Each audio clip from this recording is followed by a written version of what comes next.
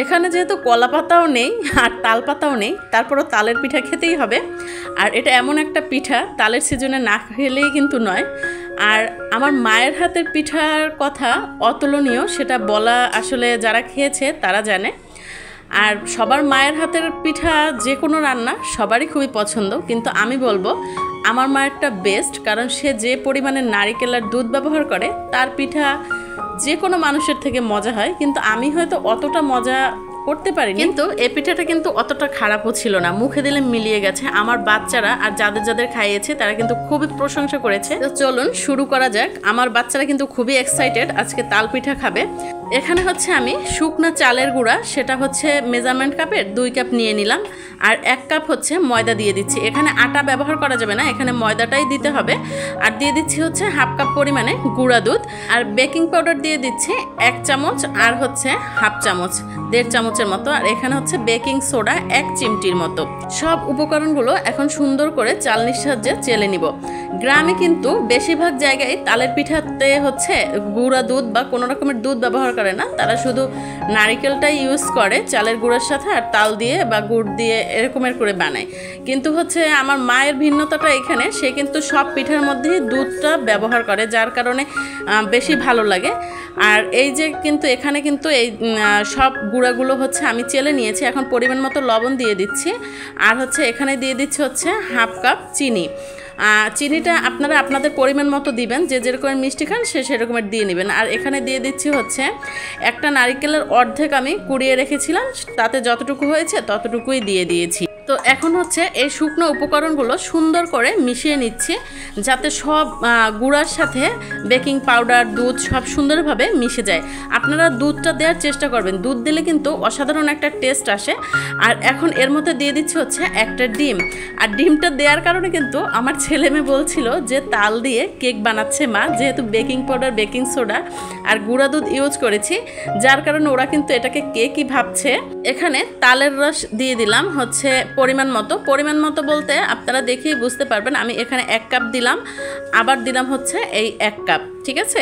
এটা দিয়ে এখন হচ্ছে আস্তে করে এরকম নেড়ে চেড়ে সুন্দর করে সব মাখিয়ে নেব গুঁড়ার সাথে। পরবর্তীতে যদি তাল লাগে তাহলে কিন্তু আমাকে দিতে হবে। তালের রসটা বের করে আমি সুন্দর করে জাল করে এরকমের ঘন করে নিয়েছি। আর এই তালগুলো যে এতটা মিষ্টি ছিল, একটু তেতো ভাবও ছিল না। আমি হচ্ছে আমার ছেলের স্কুলের সামনে থেকে নিয়ে আসছিলাম, ওই কাকা বলছিল যে একটু তিতে হবে না। আসলেই তাল দুটো কিন্তু খুবই ভালো ছিল, একটু তিতো না, মিষ্টি ছিল, মনেই হচ্ছিল না যে তাল। তো এই যে দেখতে পাচ্ছেন আমার হচ্ছে কি চামচটার সাহায্যে হচ্ছিল না, এই হাতের সাহায্যে আবার সব মাখিয়ে নিচ্ছি। আর এখানে কিন্তু তাল আমি পরে আরও 1 কাপ পরিমাণে অ্যাড করেছি, যেহেতু হয়নি। তো এখানে মেজারমেন্টটা হবে এরকমের, 3 কাপ ময়দা বা চালের গুঁড়া নিয়েছি আমি। এখানে 1 কাপ ময়দা আর 2 কাপ হচ্ছে চালের গুঁড়ার সাথে, আর 3 কাপই কিন্তু আমার তাল লেগেছে। তো এখানে কিন্তু আমি আবার 1/2 কাপ পরিমাণে গুঁড়া দুধ অ্যাড করেছি এই মুহূর্তে গুঁড়া দুধটা দিলে কিন্তু খুব সুন্দর একটা টেক্সচার আসবে।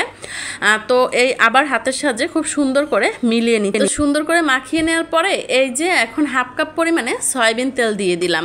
আপনারা সয়াবিন তেলটা এই মুহূর্তে দেওয়ার চেষ্টা করবেন, তাহলে কিন্তু মিক্সচারটা বেশি ভালো আসবে। তো অনেকে হচ্ছে কি একবারে প্রথম দিকে দেয়, আমার কাছে প্রথম দিকে দেওয়াটার থেকে এই মুহূর্তে দেওয়াটা বেশি বেস্ট মনে হয়েছে। এখানে কিন্তু আমার তাল পিঠার ব্যাটার একবারেই কমপ্লিট, আর নারিকেল দেওয়ার কারণে মধ্যে একটু সুন্দর শক্ত শক্ত দেখা যাচ্ছে। এখানে হচ্ছে আমি 2 পাউন্ডের একটা কেকের মোল্ড নিয়ে এর মধ্যে হচ্ছে সামান্য তেল দিয়ে ব্রাশ করে দিচ্ছি, যাতে চারপাশে একবারে পুড়ে লেগে না যায়। আর এই যে ব্রাশ করে তার মধ্যে হচ্ছে এখন এই যে ব্যাটারগুলো দিয়ে দিব। দেখতে পাচ্ছেন যে কতটুকু নরম হয়েছে আর কতটুকু শক্ত, আপনারা এখন দেখেই বুঝতে পারছেন। আর এটা কিন্তু একবারে আমার মেয়ে আর ছেলে পাশে বসে শুধু ব্যাটার খাচ্ছিল। আমি বলছিলাম কাঁচা ডিম দেওয়া আছে, তারপর ওদের কাছে নাকি ভালো লেগেছে, যার কারণে হচ্ছে ওরা কাঁচাও খেয়েছে। তো ব্যাটার দেওয়ার পরে এখন একটু ঝাঁকি দিয়ে নিতে হবে, যাতে নিচে হচ্ছে ফাঁকা না থেকে যায়। আর এরকমের করে একটু টাক দিয়ে দিলে মানে সুন্দর নিচে একবারে ভরাট হয়ে যাবে। আর উপর থেকে একটু সমান করে দিচ্ছি। তো সব সুন্দর করে দেওয়ার পরে একবারে লাস্টে হচ্ছে এরকমের একটু উপর থেকে কোরানো নারিকেল দিয়ে দিলাম দেখার সৌন্দর্যের জন্য। আর একটু মুখে যদি এরকমের নারিকেল পড়ে তাহলে কিন্তু খেতে ভালো লাগে। তো এখানে হচ্ছে বড় একটা পাতিলের মধ্যে হচ্ছে আমি পানি দিয়ে দিয়েছি, আর একটা স্ট্যান্ডের মধ্যে এই যে উপরে এটা বসিয়ে দিলাম, কারণ ছোট হাঁড়িতে হয় না, যার কারণে আমি এখানে কিন্তু 2.5-3 কেজির একটা পোলাওর পাতিল নিয়েছি, নিয়ে তার মধ্যে হচ্ছে বসিয়ে দিয়েছি। আর এই যে ছিদ্রটা এখান থেকে হচ্ছে একটা চপস্টিক দিয়ে আটকে দিলে হয় কি মানে আর ভাবটা উঠবে না উপরে। আর আমি একটু পর পরে খালি দেখছিলাম, আমিও বাচ্চাদের মতো হয়ে যাচ্ছিলাম, ওরাও বারবার আসছিল দেখার জন্য। আর দেখতে পাচ্ছেন যে একবারে ফুলে মানে ভরে গেছে মোল্ড, আর এই যে মধ্য থেকে একবারে ফেটেও গিয়েছে, দেখতে পাচ্ছেন একটু কাঁচা নেই, একবারে পারফেক্ট হয়েছে। ঠান্ডা হওয়ার পরে এই যে দেখতে পাচ্ছেন তুলে নিচ্ছি। আর দেখতে যেরকমের ছিল খেতেও কিন্তু অসাধারণ ছিল। আমি বলবো আসলে আমি আমার মায়ের থেকে কোনোভাবেই খারাপ বানাইনি, অবশ্যই আমি পারফেক্ট বানিয়েছি। আমার বাচ্চারা খুবই পছন্দ করেছে, আমার ছেলে মেয়ে হাজব্যান্ড এরা তো পছন্দ করেছে, আমি আরও 2 ভাবিকে দিয়েছি, তারাও খুব প্রশংসা করেছে যে অনেক মজা হয়েছে। আর দেখতে পাচ্ছেন যে কতটা নরম হয়েছে, একবারে মানে আমি ভয়ে বেশি জোরে দিচ্ছি না যাতে ভেঙে যাবে সেই জন্য। তো এখন হচ্ছে কেটে নিচ্ছি, দেখতে পাচ্ছেন। তো এখানে কিন্তু সবাই আমার বাসার বলছিল যে এটা কিন্তু তালের কেক বানিয়েছি। কতগুলো হয়েছে দেখুন, আর কতটা সফট হয়েছে এখনই দেখে বুঝতে পারবেন।